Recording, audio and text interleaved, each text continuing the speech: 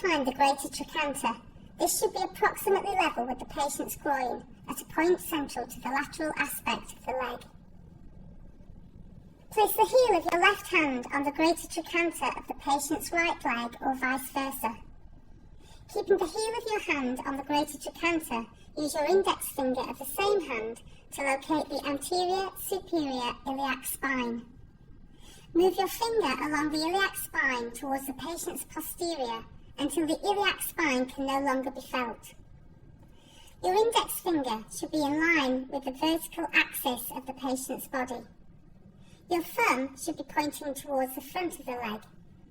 Now, keeping the index finger in that position, spread the middle finger to form a V. The injection site is in the middle of this V, level with the first knuckles of your fingers.